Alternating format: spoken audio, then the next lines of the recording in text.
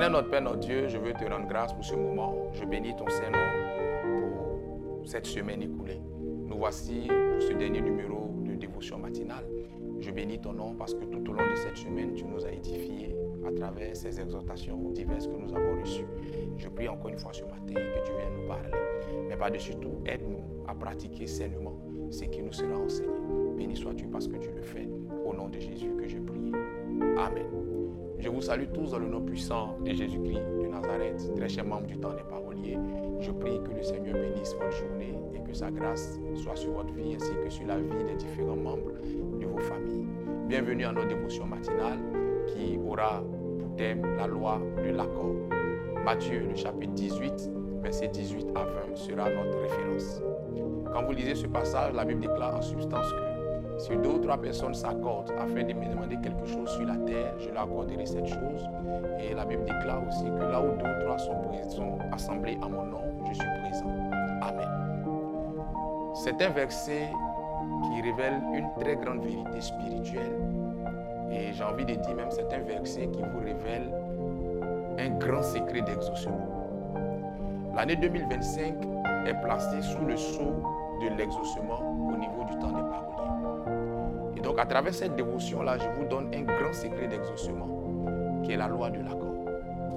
Tu sais, la spiritualité et la vie elle-même sont régies par des lois.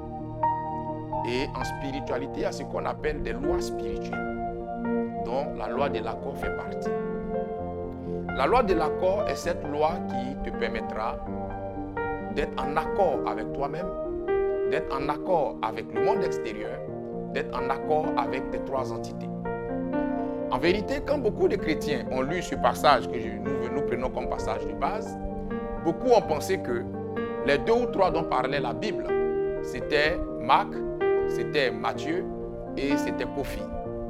Mais quand nous lisons la Bible et que nous allons dans la profondeur des choses spirituelles, nous réalisons que les 2 ou 3 ne sont nullement ces personnes que j'ai identifiées, mais les 2 ou 3 dont Jésus parle, c'est vous-même, à savoir votre corps, votre âme et votre esprit. La loi de l'accord dans cette dimension déclare que tout ce que tu vas demander à Dieu, avant de demander cette chose-là à Dieu, assure-toi que ton corps, ton âme et ton esprit soient d'accord avec ce que tu demandes. Il ne faudrait pas que ton corps demande une chose, que ton âme n'accepte pas et que ton esprit rejette. Toutefois que tu feras une prière où il y aura un dysfonctionnement au niveau de tes 3 entités, cette prière a plus de chances de ne pas être exaucée. En vérité, la spiritualité t'enseignera que ce n'est pas le péché seul qui représente un obstacle à l'exaucement d'une prière, mais un problème d'alignement de tes 3 entités peut représenter un obstacle à l'exaucement de ta prière. Prenons par exemple le cas d'une personne qui est chez elle à la maison avec sa famille et qui reçoit la visite de visiteurs inopinés qui sont les malfrats. Et ces malfrats-là rentrent à la maison, ils font irruption dans la maison, ils saccagent tout ce qu'ils ont à saccager. Et le monsieur se retire dans la chambre principale avec sa famille. Les malfrats finissent de faire ce qu'ils ont à faire, ils arrivent au niveau de la porte de la chambre principale et ils intiment l'ordre au monsieur d'ouvrir la porte, sinon ils entreront et ils feront toutes sortes de dégâts. Ce monsieur va se mettre à genoux, il va faire une prière qui ne va pas excéder 5 minutes, croyez-moi. Mais il fera cette prière et c'est-à-dire ces 3 entités, son corps, son âme et son esprit, seront tellement d'accord avec cette prière parce qu'il s'agit d'une question de vie ou de mort, que quelque chose va se passer qui empêchera les malfrats d'avoir accès à lui et à sa famille. Le dimanche qui suivra, ce monsieur se rendra à l'église, il prendra le micro et il rendra gloire à Dieu parce que Dieu a fait un miracle. En vérité, Dieu a fait un miracle, certes, mais Dieu n'a pas seulement fait un miracle, mais au-delà du miracle de Dieu, pour une fois, ce monsieur a été sincère dans sa prière. Et voici comment, la plupart des fois où vous êtes exaucé, la plupart des fois où tu es exaucé en tant qu'enfant de Dieu, c'est soit quand tu es en danger de mort ou dans une situation d'extrême urgence. C'est là que tu fais une prière brève et Dieu se manifeste aussitôt et tu estimes que Dieu a agi en ta faveur. Mais tu oublies que ce jour-là, tu as été pour une fois sincère parce que tes 3 entités étaient sur le même alignement. Il est important que tu comprennes ces choses-là. Avant de faire une prière, avant de faire une pratique spirituelle quelconque, assure-toi que ton corps, ton âme et ton esprit sont d'accord avec ce que tu es en train de faire. C'est la raison pour laquelle je dis toujours à certaines personnes que la spiritualité, le christianisme ne sont pas des impositions, ce sont des propositions. Il ne faut jamais obliger quelqu'un à pratiquer le christianisme. Il ne faut jamais obliger quelqu'un à pratiquer la spiritualité. Il faut que cette personne-là fasse cette chose-là de son propre gré. À partir de ce moment, la sincérité sera au rendez-vous.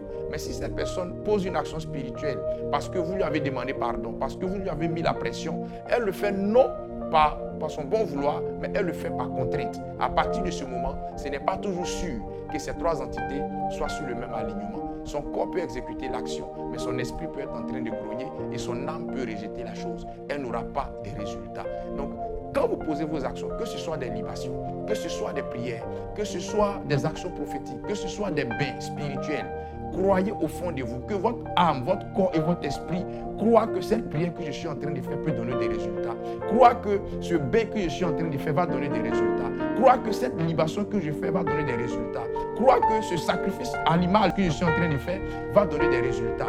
Et les résultats s'en suivront. Mais si vous posez ces actions et vous avez au fond de vous des doutes, vous avez au fond de vous des appréhensions, vous n'aurez pas gain de cause. Ce qui est dramatique dans cette histoire, c'est que vos trois entités sont plus facilement sur le même alignement quand il s'agit du négatif.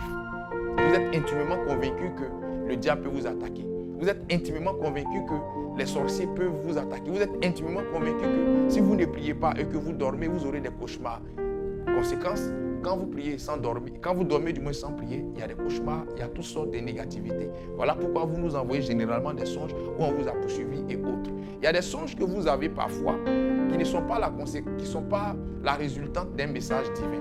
Mais ces songes-là sont la résultante d'une vue de l'esprit négative que vous avez. Vous êtes tellement négatif que vous avez des mauvais songes. Et c'est ça que vous nous expliquez en pensant que c'est un message que Dieu veut vous véhiculer. Si vous êtes convaincu au fond de vous que vous êtes un esprit dans un corps, le diable ne peut pas vous atteindre, pas par prétention, mais parce que vous savez en qui vous avez cru.